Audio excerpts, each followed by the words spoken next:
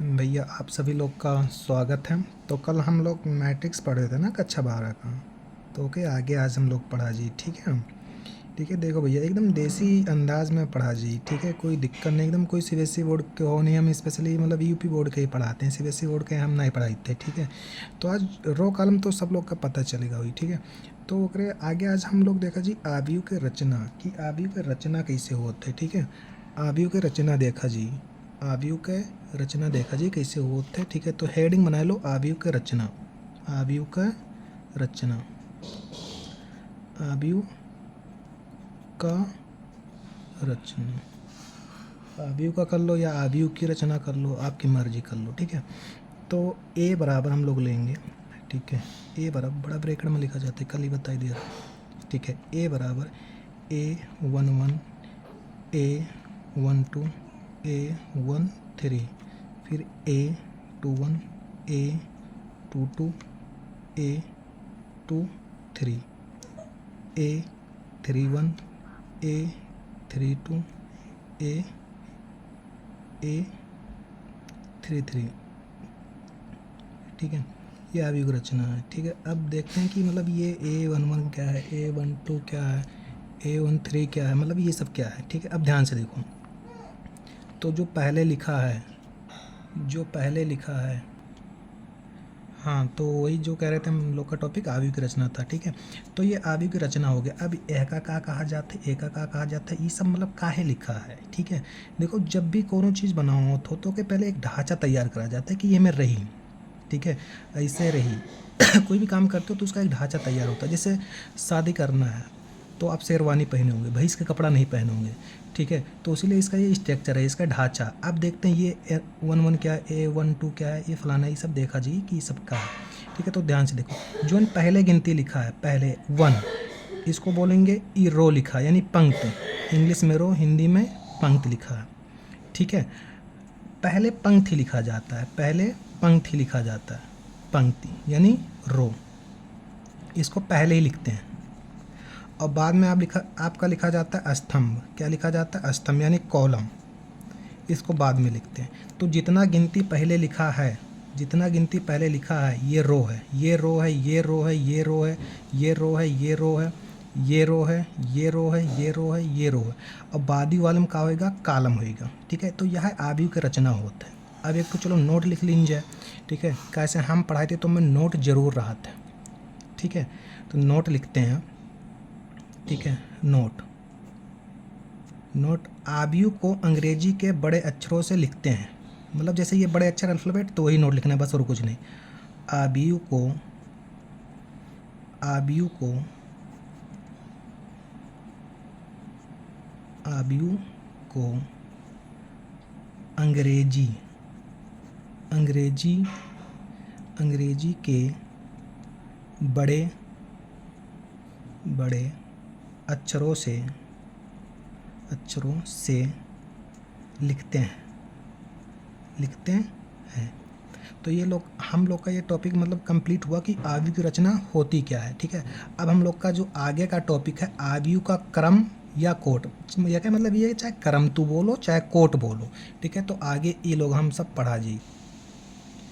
हाँ, तो का पढ़ेगा हम लोग का आव्यूह का क्रम या कोट। तो हेडिंग बना लो आव्यूह का क्रम या कोट, आव्यूह का क्रम या कोट, हेडिंग बना लो आव्यूह, आव्यूह का क्रम, क्रम या कोटि, कोटि का हो या क्रम का हो, भैया राइटिंग ना बैठा था, अपने अपने अनुसार देख लियो। ठीक है, अपने अपने अनुसार देख लो। तो सबसे पहले एक एग्जाम्पल ही कह लो, एग्जाम्पल से ज़्यादा समझ में आई जी। और ज़्यादा खतरा कहता उन्हें लिखे पे तो मन जान वन ना पई हो।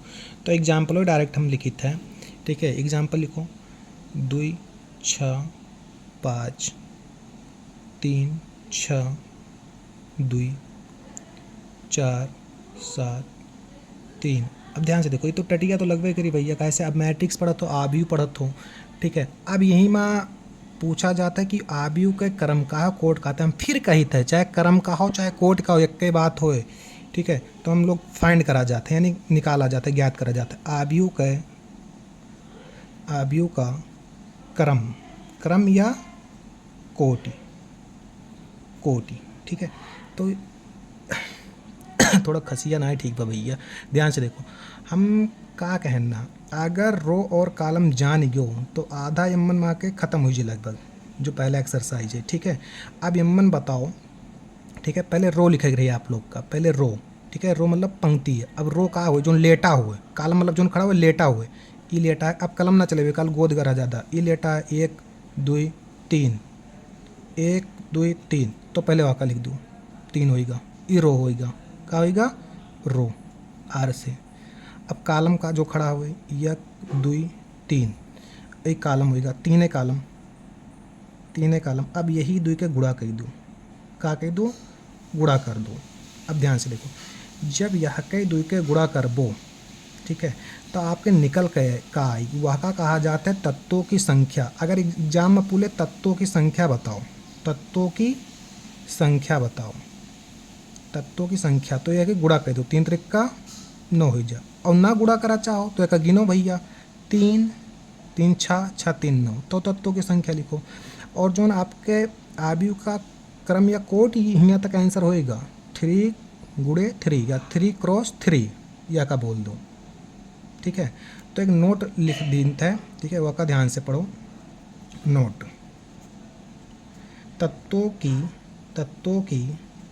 की संख्या, मतलब तत्वों की संख्या पूछे तो, पूछे तो, पूछे तो, पूछे तो आप चाहे का गिनती आ जो ने मैंने मैट्रिक्स में लिखा है का गिन लो, क्या कर लो, गिन लो, गिन लो, या जो रो और कॉलम निकाले हुए वह के गुणा कर दूँ, बस आपके तत्वों की संख्या निकल दी। तो एग्जाम्पल नंबर फर्स्ट होएगा रहा।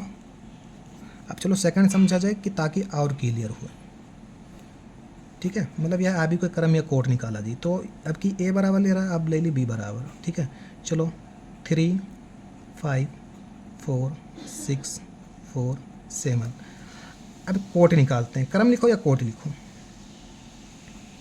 ठीक है। तो पहले कहाँ गिना जी, पहले कहाँ गिना जी, रो गिना जाए, यानी पंक्ति, रो कितना है, 1 2, यह जो रो होता है इसे रो, ठीक है, कितना है 2 रो हो गया। अब कॉलम, 1 कॉलम 2 कॉलम 3 कॉलम, 3 होएगा, गुड़ा लगाए दो, ये होएगा कोट, कोट आपके होएगा 2 क्रॉस 3, 2 क्रॉस 3। और संख्या पूछे तो, यानी तत्वों की संख्या पूछे तो आप तो गदहा घस गिनो बैठ के, या तो डायरेक्ट यह गुड़ा करा लो, 6, कितना हो जाएगा 6, ठीक है, कितना हो जाएगा 6। अगर कोनो डाउट हो तो कमेंट में आप लोग बता दो कि यहाँ सर जी डाउट है, हम बता देवे, ठीक है।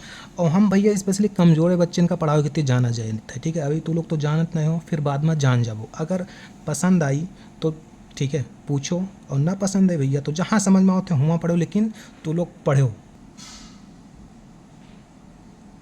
तो 2 एग्जाम्पल हो रहा कहो तो और ले ली एग्जाम्पल, नहीं तो आगे चला जाए, जैसा कहा भैया वैसे हुई, एकदम औधी ठेठ भाषा में पढ़ेगा, कोनो दिक्कत ना है, ठीक है। चलो एक एग्जाम्पल और कराए, दिक्कत ना होगी रहा, एक हो गया 2 हो गया, चलो 3 एग्जाम्पल। एक सी बनाई दिन जात, सी से बड़ा लेटर में लिखा जाता है ना मैट्रिक्स से का, ई लिए लिख लिया सी, नहीं तो स्मॉलो लिख कर रहे हो, ठीक है। चलो ले लीजिए 3 4 2 3।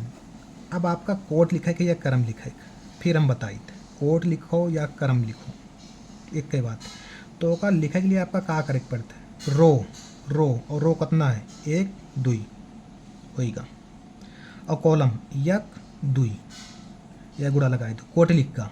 अब आपका संख्या लिखेगा, क्या लिखेगा, तत्वों की संख्या, ऊपर जो लिख दिया जोड़ लो या गिन लो, मेरी जगह गिन लो अगर जोड़ ना पाओ तो, ठीक है।